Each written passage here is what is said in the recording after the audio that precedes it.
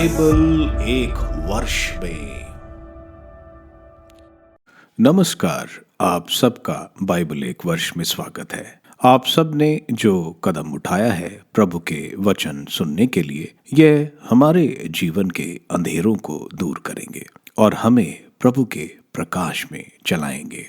आज हम फिलिपियों के नाम संत पौलुस के पत्र का अध्याय 2, जकारिया के ग्रंथ का अध्याय 4 और स्रोत ग्रंथ का 83 स्रोत सुनेंगे। प्रभु का वचन सुनने से पहले आइए हम ईश्वर से प्रार्थना करें। हे प्रभु, हम आपका वचन सुनने वाले हैं। हमारे मन की आंखें खोलें और हमें आध्यात्मिक प्रज्ञा दें ताकि हम आपको जान सकें और आपके वचन के अनुसार अपना जीवन जिएं। यह हम मांगते हैं आपसे प्रभु यीशु के नाम, आमीन। फिलिपियों के नाम संत पौलुस का पत्र अध्याय 2। एकता बनाए रखें। यदि आप लोगों के लिए मसीह के नाम पर निवेदन तथा प्रेम पूर्ण अनुरोध कुछ महत्व रखता हो और आत्मा से सहभागिता, हार्दिक अनुराग तथा सहानुभूति का कुछ अर्थ हो, तो आप लोग एक चित्त, एक हृदय तथा एक मत होकर प्रेम के सूत्र में बंध जाएं और इस प्रकार मेरा आनंद परिपूर्ण कर दें। आप दलबंदी तथा मिथ्या विभियान से दूर रहें। हर व्यक्ति नम्रता पूर्वक दूसरों को अपने से श्रेष्ठ समझे। कोई केवल अपने हित का नहीं बल्कि दूसरों के हित का भी ध्यान रखे। मसीह की विनम्रता का अनुसरण करें। आप लोग अपने मनोभाव को ईसा मसीह के मनोभावों के अनुसार बना लें। वह वास्तव में ईश्वर थे और उनको पूरा अधिकार था कि वह ईश्वर की बराबरी करें। फिर भी उन्होंने दास का रूप धारण कर तथा मनुष्यों के समान बनकर अपने को दीनहीन बना लिया और उन्होंने मनुष्य का रूप धारण करने के बाद मरण तक, क्रूस पर मरण तक आज्ञाकारी बनकर अपने को और भी दीनहीन बना लिया। इसलिए ईश्वर ने उन्हें महान बनाया और उनको वह नाम प्रदान किया जो सब नामों में श्रेष्ठ है, जिससे ईसा का नाम सुनकर आकाश, पृथ्वी तथा अधोलोक के सब निवासी घुटने टेकें और पिता की महिमा के लिए सब लोग यह स्वीकार करें कि ईसा मसीह प्रभु है। संजीवन शिक्षा प्रदर्शित करते रहें। प्रिय भाइयों, आप लोग सदा मेरी बात मानते रहें। अब मैं आप लोगों से दूर हूँ, इसलिए जिस समय मैं आपके साथ था उससे कम नहीं बल्कि और भी अधिक उत्साह से आप लोग डरते कांपते हुए अपनी मुक्ति के कार्य में लगे रहे। ईश्वर अपना प्रेमपूर्ण उद्देश्य पूरा करने के लिए आप लोगों में स्वेच्छा भी उत्पन्न करता और उसके अनुसार कार्य करने का बल भी प्रदान करता है। आप लोग भुनभुनाए और बहस किए बिना अपने सब कार्य पूरा करें, जिससे आप निष्कपट और निर्दोष बने रहें और इस कुटिल एवं पथ भ्रष्ट पीढ़ी में ईश्वर की सच्ची संतान बनकर आकाश के तारों की तरह चमकें और संजीवन शिक्षा प्रदर्शित करते रहें। इस प्रकार मैं मसीह के आगमन के दिन इस बात पर गौरव कर सकूंगा कि मेरी दौड़ धूप, मेरा परिश्रम व्यर्थ नहीं हुआ। यदि मुझे आपके विश्वास रूपी यज्ञ और धर्म सेवा में अपना रक्त भी बहाना पड़ेगा तो मैं आनंदित होऊंगा और आप सबके साथ आनंद मनाऊंगा। आप भी इसी कारण आनंदित हो और मेरे साथ आनंद मनाएं। तिमोथी और एफ्रोडियस की सिफारिश। मुझे प्रभु ईसा में आशा है कि मैं निकट भविष्य में तिमोथी को आपके यहाँ भेजूंगा। आप लोगों के विषय में समाचार जानकर मुझे सांत्वना मिलेगी। मेरे पास कोई ऐसा व्यक्ति नहीं है जो तिमोथी के समान सच्चे हृदय से आप लोगों के कल्याण का ध्यान रखेगा। सब ईसा मसीह का नहीं बल्कि अपना हित खोजते हैं। किंतु तिमुथी का चरित्र आप लोग जानते हैं। जिस तरह कोई पुत्र अपने पिता के अधीन रहकर काम करता है, उसी तरह उन्होंने सुसमाचार की सेवा में मेरा साथ दिया है। मैं आशा करता हूं कि ज्यों ही मुझे मालूम हो जाएगा कि मेरे साथ क्या होने वाला है, मैं तिमुथी को तुरंत आपके पास भेजूंगा। फिर भी मुझे प्रभु पर भरोसा है कि मैं भी शीघ्र ही आऊंगा। मैंने अपने भाई, सहयोगी और संघर्ष में अपने साथी एफ्रोदियुस को आपके पास भेजना आवश्यक समझा। आप लोगों ने उसे मेरी आवश्यकताओं को पूरा करने के लिए अपने प्रतिनिधि के रूप में मेरे पास भेजा था। वह आप सबको देखने के लिए उत्सुक था और इसलिए भी व्याकुल था कि आप लोगों को उसकी बीमारी का पता चला था। वास्तव में वह बहुत बीमार था और मरते मरते बचा, किंतु ईश्वर को उस पर तरस हो आया, और उस पर ही नहीं बल्कि मुझ पर भी, जिससे मुझे दुख या दुख ना सहना पड़े।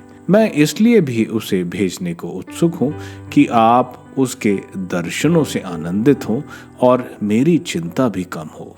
आप प्रभु में आनंद के साथ उसका स्वागत करें। आपको ऐसे लोगों का सम्मान करना चाहिए। उसने मसीह के कार्य के लिए मृत्यु का सामना किया और अपने जीवन को जोखिम में डाला, जिससे वह मेरे प्रति वह सेवा कार्य पूरा करे जिसे आप लोग स्वयं करने में असमर्थ थे। जकरिया का ग्रंथ अध्याय 4। 5वां दृश्य, दीप वृक्ष और जैतून का वृक्ष। वह दूत जो मुझसे बातें कर रहा था फिर आया। उसने वैसा ही मुझको जगा दिया जैसे कोई सोते हुए को जगाता है। उसने मुझसे पूछा, तुम क्या देखते हो? मैंने उत्तर दिया, मैं सोने का दीप वृक्ष देखता हूँ जिसके सिरे पर कटोरा है। कटोरे पर 7 दीपक हैं, एक एक दीपक के लिए एक एक नाली। उसके पास 2 जैतून वृक्ष, एक दाहिने और दूसरा बाईं ओर। जो दूत मुझसे बोल रहा था उससे मैंने फिर पूछा, स्वामी, इनका अर्थ क्या है? जो दूत मुझसे बोल रहा था उसने उत्तर दिया, क्या तुम इनका अर्थ नहीं जानते? मैंने कहा, जी नहीं। तब उसने मुझे यह उत्तर दिया, यह 7 दीपक प्रभु ईश्वर की 7 आंखें हैं। ये समस्त संसार का निरीक्षण करती हैं। यह सुनकर मैंने फिर पूछा, दीप वृक्ष के दाएं बाएं खड़े 2 जैतून के वृक्ष का अभिप्राय क्या है? एक और प्रश्न मैंने पूछा, जैतून की 2 शाखाओं का अर्थ क्या है जो 2 स्वर्ण नालियों में तेल उड़ेल रही हैं? उसने उत्तर दिया, क्या तुम इन चीजों का अभिप्राय नहीं समझते हो? मैंने कहा, जी नहीं। वह बोला, ये वे दोनों अभिषिक्त पुरुष हैं जो समस्त पृथ्वी के प्रभु के सम्मुख खड़े रहते हैं। जरुब्बाबेल के विषय में 3 प्रवचन। दूत ने फिर कहा, जरुब्बाबेल के लिए प्रभु का यह संदेश है, विश्वमंडल के प्रभु की वाणी शक्ति और सामर्थ्य से नहीं वरन मेरी आत्मा के द्वारा। मलबे का विनाश ढेर तू क्या है? तू जरुब्बाबेल के सामने सपाट हो जाएगा। तुझमें से वह सीरे का पत्थर निकलेगा जिसे देखकर लोग पुकार उठेंगे, आहा, कितना मनोहर, कितना मनोहर। प्रभु ईश्वर से मुझे यह वाणी प्राप्त हुई, जरुब्बाबेल के हाथों से इस मंदिर की नींव डाली गई है और वे ही हाथ निर्माण कार्य पूरा करेंगे। इससे तुम जान जाओगे कि विश्वमंडल के प्रभु ने मुझे तुम्हारे पास भेजा है। आज के छोटे कार्यों को तुच्छ ना समझना। जरुब्बाबेल के हाथ में साहुल देखकर लोग आनंदित होंगे। स्तोत्र ग्रंथ स्रोत 83। इजराइल के शत्रुओं के विरुद्ध एक गीत, एक स्रोत आसाफ का। ईश्वर मौन ना रहे, ईश्वर शांत और निष्क्रिय ना रहे। देख, तेरे शत्रु सक्रिय हैं, तेरे बैरी सुर उठा रहे हैं। वे तेरी प्रजा के विरुद्ध षड्यंत्र रचते और तेरे कृपा पात्रों के विरुद्ध परामर्श करते हैं। वे कहते हैं, चलो हम उन्हें राष्ट्र नहीं रहने देंगे। इज़राइल का नाम किसी को याद न रहे। वे एकमत होकर परामर्श करते हैं। वे तेरे विरुद्ध परस्पर संधि करते हैं। एदोम और इज़राइल के निवासी, मोआबी और हगार के वंशज, गबाली, अमोनी, अमलेकी, फिलिस्तीनियों और तीरुस के निवासी, असूरी भी उनसे मिल गए और उन्होंने लौट के पुत्रों का हाथ मजबूत किया। उनके साथ वैसा कर जैसे तूने मिद्यान के साथ किया था, जैसा तूने किशोन नदी के पास सिसरा और याबीन के साथ किया था। इंदौर में उनका विनाश हुआ था, वहां वे भूमि की खाद बन गए थे। उनके राजकुमारों को ओरेब और जैब के सदृश बना दे। उनके सब सम्मानतों को जबह और सलमुन्ना के सदस्य, जो ये कहते थे हम ईश्वर के चारागृहों को अपने अधिकार में कर लें। मेरे ईश्वर उन्हें भवंडर के पत्तों के सदृश, पवन में भूसी के सदृश बना दे। जिस तरह आग जंगल को भस्म कर देती है, जिस तरह ज्वाला पर्वतों को जलाती है, उसी तरह अपने तूफान से उनका पीछा कर, अपनी आंधी से उन्हें आतंकित कर। प्रभु उनका मुख कलंकित कर, जिससे लोग तेरे नाम की शरण आए। वे सदा के लिए लज्जित और भयभीत हो और कलंकित होकर नष्ट हो जाएं। वे जान जाएं कि तेरा ही नाम प्रभु है, तू ही समस्त पृथ्वी पर सर्वोच्च ईश्वर है। फिलिपियों के नाम संत पौलुस के पत्र के अध्याय 2 में संत पौलुस फिलिपियों को प्रेरणा दे रहे हैं कि उनका समुदाय एक मन, प्रेम, हृदय में एकता के साथ एक ही सोच रखें। कोई भी कार्य स्वार्थ के साथ नहीं, बल्कि विनम्रता के साथ दूसरों की आवश्यकताओं को ऊपर रख के कार्य करें। आगे बोला जा रहा है, प्रभु यीशु के मन को अपने अंतर मन में बढ़ने दें, जो ईश्वर होने के बावजूद कभी अपने आप को ईश्वर से तुलना नहीं किया, खुद को समर्पण कर दिया। ईश्वर होने के बावजूद अपने को एक दास इंसान के रूप में बनाया। इंसान बनाने के बाद भी पूरी आज्ञाकारिता के साथ अपने को गुलाम की तरह क्रूस पर समर्पण कर दिया। क्रूस की मृत्यु बहुत अपमानित मृत्यु मानी जाती है। ईश्वर होने के बावजूद एक अपमानित मौत को गले लगाया ताकि हमारी मुक्ति हो सके।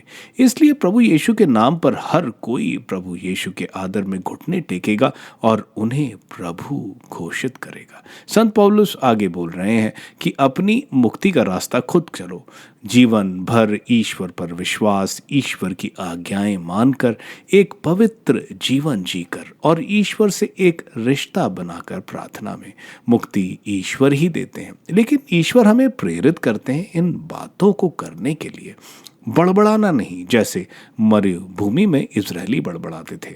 आगे संत पौलुस बोल रहे हैं कि निर्दोष रहो, पुराने विधान के बच्चों की तरह नहीं, नए विधान के बच्चों की तरह। प्रभु यीशु संसार की ज्योति हैं, हमें उनका प्रकाश संसार में फैलाना चाहिए। संत पौलुस शायद सोच रहे हैं कि उनकी शहादत का समय आ गया है और उसको वो बहुत अच्छा समझते हैं कि प्रभु यीशु की तरह अपना जीवन समर्पण करें। संत पौलुस आगे तिमुथी और एफ्रोडिटुस के बारे में बता रहे हैं। तिमुथी को यह पत्र लेकर भेज रहे हैं जिसको संत पौलुस बहुत विश्वास करते थे।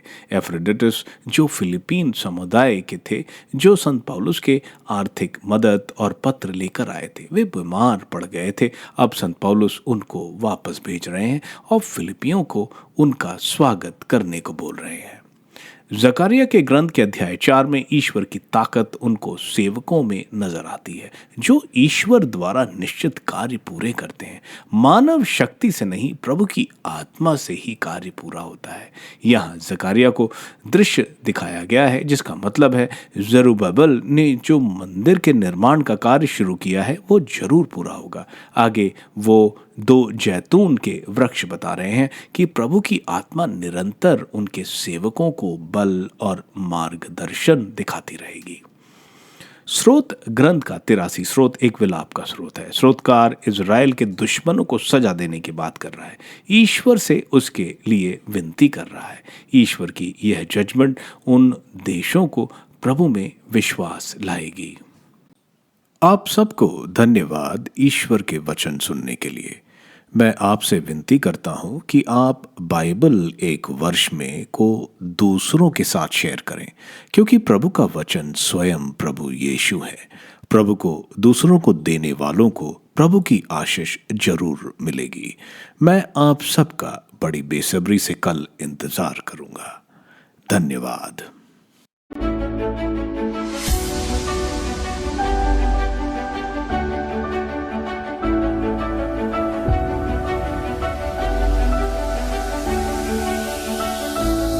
बाइबल एक वर्ष में